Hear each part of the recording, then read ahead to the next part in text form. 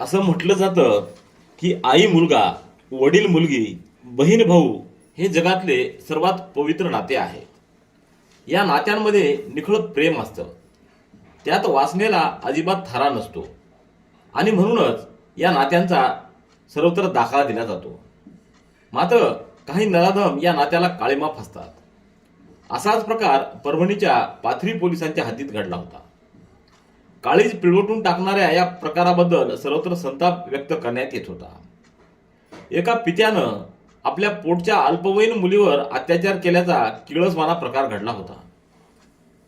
विशेष म्हणजे त्या नराधमानं आपल्या चिमुकलीचे नको त्या अवस्थेतले व्हिडिओ आणि फोटो काढून तिच्यावर अत्याचार केलेत. या प्रकरणी त्याच्या पत्नीनं म्हणजेच पीडित मुलीच्या आईनं दिलेल्या फिर्यादीवरून गुन्हा नोंदवण्यात आला. पोलिसांनी तपास केला. फॉरेन्सिक तपासणी, वैद्यकीय तपासण्या आणि जाबजबाबावरून न्यायालयात चाललेल्या खटल्यात त्या नराधम बापाला न्यायालयानं 10 वर्षाची सक्त मजुरीची शिक्षा ठोठावली आहे.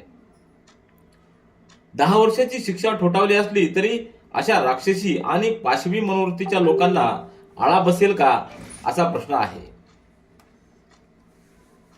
पाहूया या घटनेची सविस्तर माहिती.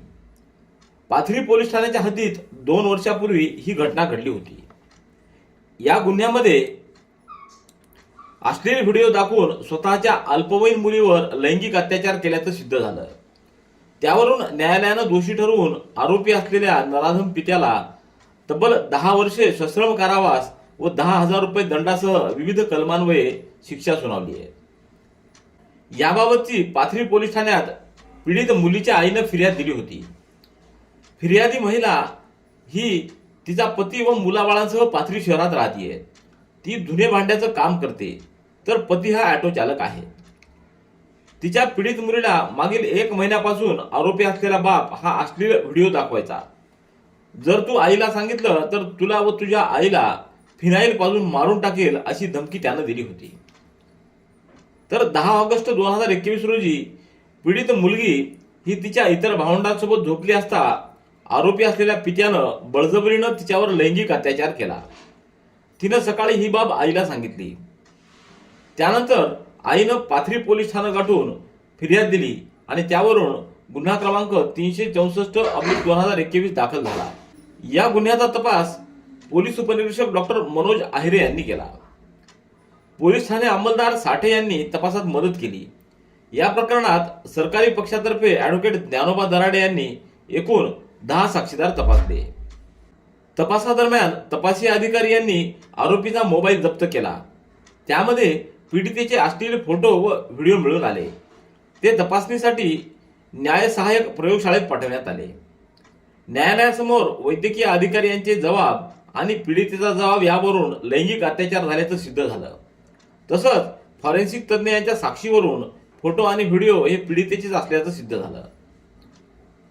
परभणीच्या प्रमुख जिल्हा व सत्र न्यायाधीश श्रीमती UM नंदेश्वर यांनी आरोपी असलेल्या बापाला कलम 4 पोक्सो अन्वये 10 वर्षे सश्रम कारावास व 10,000 रुपये दंड आणि दंड न भरल्यास साधी कैद, तसंच कलम 354 भारतीय दंडविधान अन्वये 3 वर्षे कैद व 1,000 रुपये दंड आणि दंड न भरल्यास 2 महिन्याची साधी कैद, कलम 354 अन्वये 3 वर्षे कैद आणि 1,000 रुपये दंड तसंच दंड न भरल्यास 2 महिन्याची साधी कैद.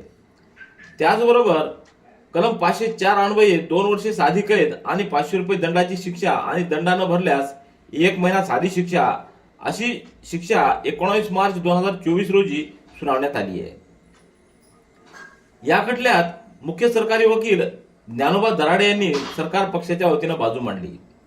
पोलीस अधीक्षक रवींद्रसिंह परदेशी, अप्पर पोलीस अधीक्षक यशवंत काळे यांच्या मार्गदर्शनाखाली कोर्ट पैरवी अधिकारी संतोष चानप, पोलीस उपनिरीक्षक सुरेश चव्हाण, सहाय्यक पोलीस उपनिरीक्षक दिलीप रेंगे, पोलीस अंमलदार प्रमोद सूर्यवंशी, महिला पोलीस वंदना आदोडे यांनी काम पाहिले.